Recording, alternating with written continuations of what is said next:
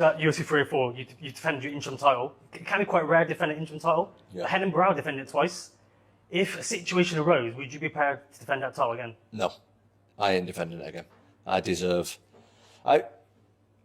in a tough spot because Jon Jones is going to come back in a few months. So the Undisputed is going to be active.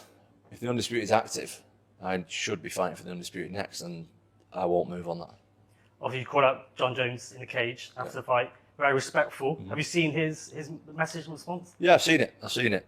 Jon Jones still needs to sign on a dotted line saying he's going to fight me. He can say whatever he wants. Saying stuff and doing stuff is completely different. So, if you're watching, John, you're invited.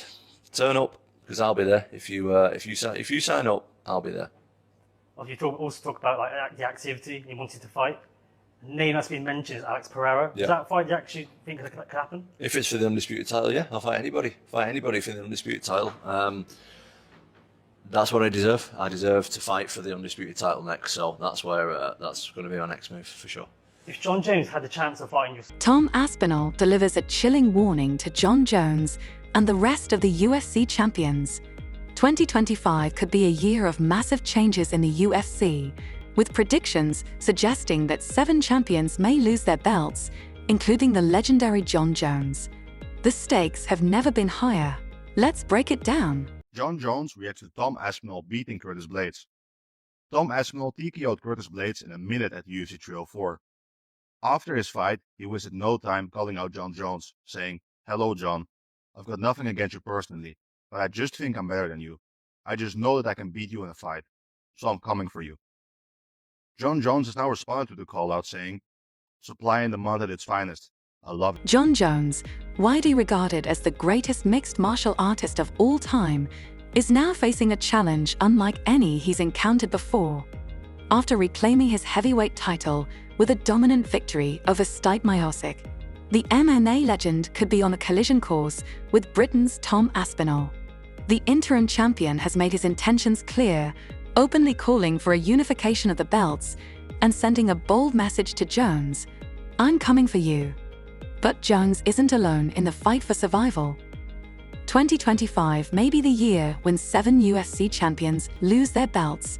Let's break it down, starting with the heavyweight division. This is an interim heavyweight title fight. Can you confirm the plan is the winner of Tom Aspinall and Curtis Blades fights the winner of Jon Jones, Stipe Miocic? Absolutely. Jon Jones, widely regarded as the greatest fighter to ever step into the octagon, made a triumphant return in late 2024 with a stunning victory over Stipe Miocic. However, his next challenge could be his toughest yet. Tom Aspinall, the British interim heavyweight champion, has been relentlessly calling out Jones for a unification bout. Aspinall's speed, precision striking, and elite grappling make him a unique threat, unlike many of Jones's past opponents. He's a well-rounded heavyweight who can match Jones's fight IQ, and with Jones hinting at retirement, the UFC is likely to offer him a payday too huge to resist. If this fight happens, Aspinall's youth and athleticism could be the factors that dethrone the legend.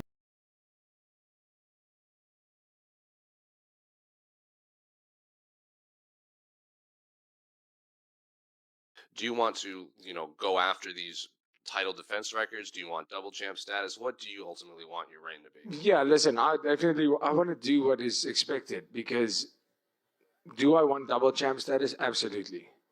But I'm willing to earn that.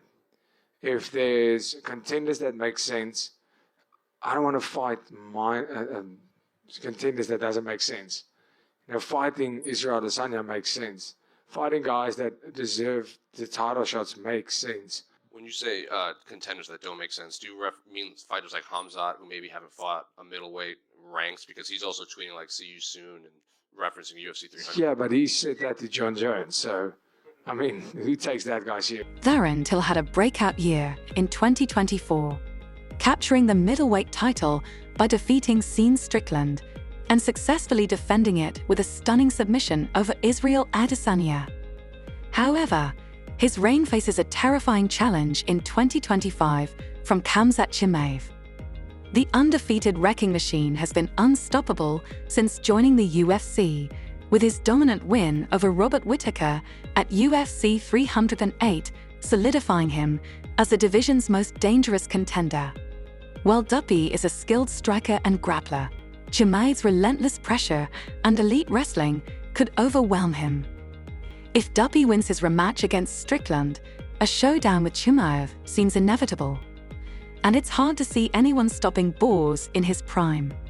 Just look at his size, his power, and his relentless pace. Look at him, look at his size, and then look at Dricus du Plessis. That dude's huge. He's huge. Him and Sean Strickland is going to be fun. That's going to be fun. That's going to be That's fun. Gonna be fun. That's going to be a fun fight. Because Dricus is I didn't think he was good. I was God. always hard on Dricus. And then now I'm looking at him like, well, he beat Robert Whittaker, He beat him who is down. the man, and he beat him down. He's big, man. He's huge. He's so big for that weight class. But Sean Strickland impressed me so much in that Adesanya fight. I was like, my God.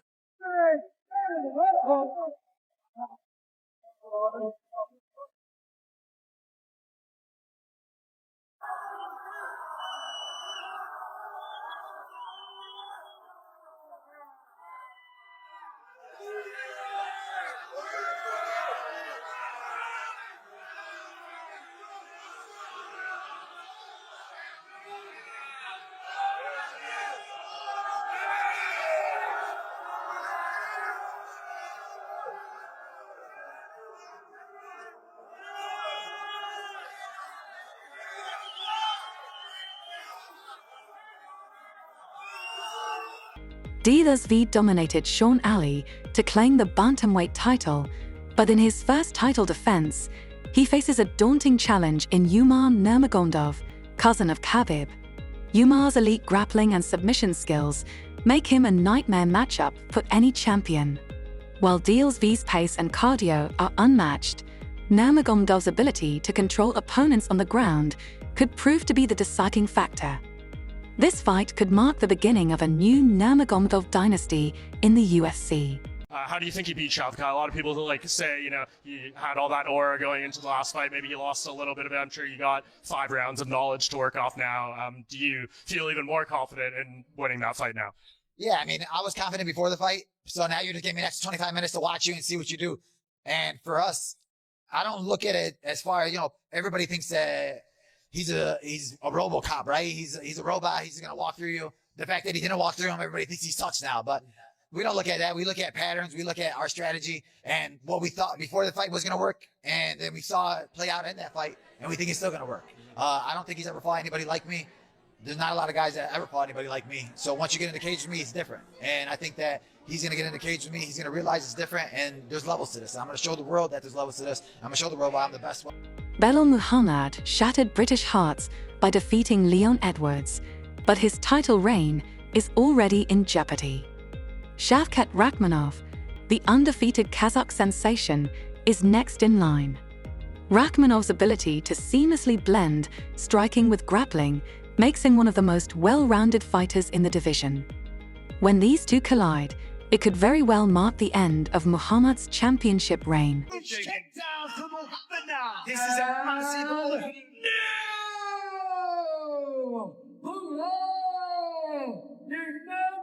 No! Stop. Please, get out of here. Oh! Pereira only knocked out the Peloton. Oh my goodness. And still. Alex Pereira had an incredible 2024, successfully defending his light heavyweight title 3 times, but his biggest test is yet to come. Magomed Ankalaev's elite grappling presents a significant challenge to Pereira, who has yet to face a wrestler of Ankalaev's caliber. Even if Pereira manages to survive Ankalaev's attack, the 37-year-old champion may consider moving up to heavyweight, potentially vacating his title. Excuse me, take down defense. Oh, there's the hook. There's a nice entry. Low single. Nice, just gotta get it. Steps on that back leg. Yes, yeah. Beautiful. Straight to side move. And that was difference. Listen, And Drive will grow in confidence big time. Now she's got it on the single leg. She's wrapping that leg up. And she finishes it. She wants to shit very good. So that's 2 single legs. Oh, look at this. Finished. And with those single legs, she's able to transition to these grappling positions so nicely. And she's got her no threat here for her daughter since she sees so. She doesn't. She goes to take off. She's going to try to go behind guillotine. Did a beautiful job of getting back to her feet. But this could be deep here. She doesn't have her hands locked. Arm in guillotine. Is it under the chin? It's hard to see. Under the chin, her hands are not locked, so she's trying to lock it. Zhang Wei has been a dominant force in the strawweight division, but Tatiana Suarez is a different kind of threat. With her relentless wrestling and submission skills, Suarez has the potential to end Wei's reign when they meet at UFC 312. Nice knee. Oh, there's a lead kick. For you to get it A on nod your from own. Kylan Curran, but he certainly hits her. Over the Oh! Stop, pop out, I'm staying still. The legs went from that counter up. Lands heavy on that lead leg, but she follows it with a really powerful right hand. Damn right, And now it's all on. I am like so I got to break bread with the enemy. No matter how many cats I break bread with, I break these enemies. Counter from Honda. Oh, big punches from Knight. I think I said this last time. Michelle, man, looking for help. Nice throw kick to the mid-time and 3-4 combination. Stay out my way. The speed.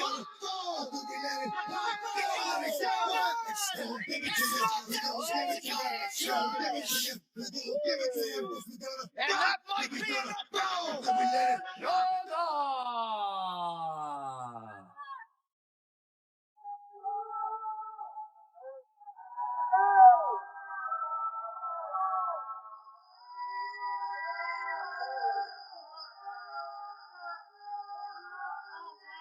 Juliana Pena reclaimed her bantamweight title, but with Kayla Harrison waiting for her shot, time is running out. Harrison's Olympic-level judo and ground control make her a formidable opponent, and if Amanda Nunes returns from retirement, Pena could face an even tougher challenge. 2025 could be the year that redefines the UFC landscape, with 7 champions at risk. Who will hold on to their belts, and who will fall? Let us know your predictions in the comments, and don't forget to like and subscribe for more UFC updates. Of course. Okay. Jon Jones is Because actually lying. nobody is like him. Nobody. He beats a lot of guys. He beats the monsters. I would do the work all my training, and we did with Alex. I know how good he did. Jon Jones, the man who defeated legends, conquered monsters, and made it all look effortless. But hold on, is Jon Jones truly the go-to, or is there someone poised to take that throne? Khamzat Chimayev has a bold take on Jones' legacy that could shake the MMA world to its very core.